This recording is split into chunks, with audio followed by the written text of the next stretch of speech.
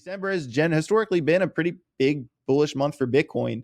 Kind of leading into the halving, it's very common to see that like accumulation, that markup phase as we get closer to the halving. And I mean, I think this month is going to be like some fireworks are going to go off, especially with the coins that like, if you miss the Solanas, you miss the chain links, that's okay because Bitcoin's trending up and the altcoins tend to follow it. So I've been like looking at the altcoins are doing okay, but haven't done Chainlink Solana numbers, but that are still going to like follow Bitcoin eventually. Like the coins that haven't exploded yet, in my mind, those coins are Algorand, those coins are HBAR, those coins are Quant, VeChain.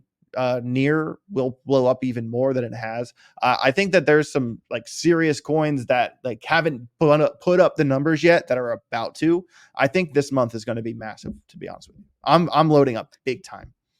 Let's talk about that a little bit. Why do you think this month in particular? Of course, as you mentioned, we're probably about 4 to 5 months, give or take, from the halving taking place, and a lot of people know what usually precedes the halving, and then what proceeds the halving as well. Yep. We'll see if this time is the same. We don't really have any reason to believe this time will be any different. But why do you think December in particular will have those sort of effects? Well, just look at like the value areas that Bitcoin like generally trades in. It's getting into the next like step of the staircase for sure. And a lot of times, altcoins tend to follow grandpa. And there's have been altcoins like that, like I've mentioned, like Solana, the chain links that have already kind of like bopped off the Caspas of the world. But then there's a lot of coins that are still like kind of, they feel suppressed. They feel like they're kind of lagging behind the rest of the market. And like with the ETF news, with the ETF coming, that hype is only going to juice the market. Like people try to tell me that there's not liquidity on the sidelines. Well, what about the liquidity that went into XRP the day the fake pump happened? There's definitely liquidity on the sideline. I'm not worried about that. The hype, the ETF is going to help Bitcoin, but it's also going to help all the coins that are about to break through critical support resistance levels to get them to the next step in the staircase too. And it feeling a lot like the perfect storm. I'm not saying like definitely 100% this month, but it's feeling good. Like going into 24, it feels real. And remember how good last January was? I mean, we could have like what feels like an early bull market. We've been talking about this a lot. It could totally happen. Right. And last January was mid bear market, and it still had similar feelings as you mentioned, where now, I mean, many argue we're back in the bull market. We're at least making higher highs and higher lows, which is a good sign that we're back in a bull market and we're preceding the halving. So yeah, I definitely agree with you.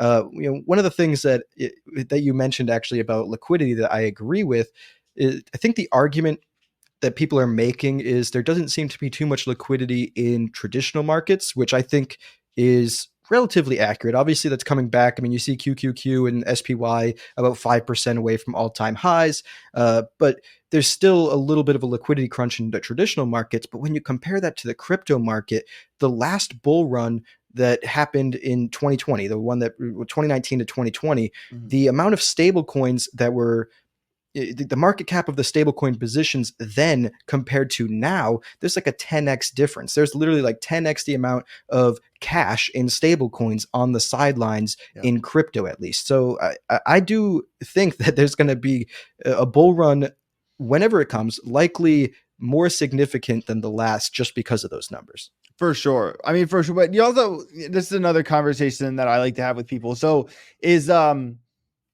and some people will tell you that the day after the all-time low is the beginning of the bull market.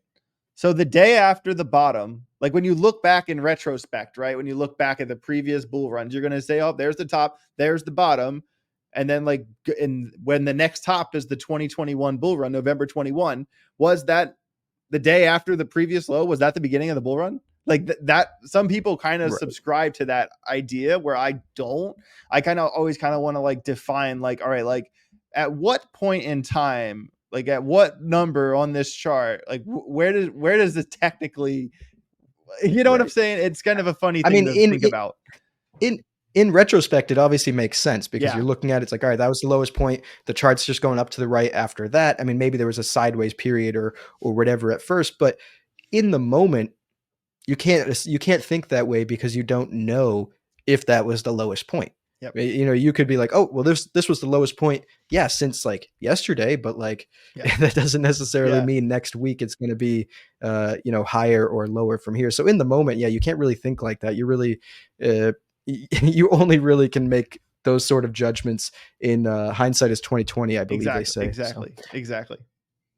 That's you funny. just watched a clip from my recent discussion with AJ from AJ Writes Crypto. If you enjoyed the discussion, smash that thumbs up button and consider subscribing to the channel. And to catch the entire interview, check out the video description down below for a link to that episode. We have a bunch of fantastic guests from all across the ecosystem coming on the channel over the next month. You're not going to want to miss those conversations. We've got interviews, tutorials, news, and so much more coming out. Super excited to be back posting on my own channel. Give me a subscribe, give me a like, and let me know down in the comments below what you think of this clip. On that note, thanks for watching to the end of this video.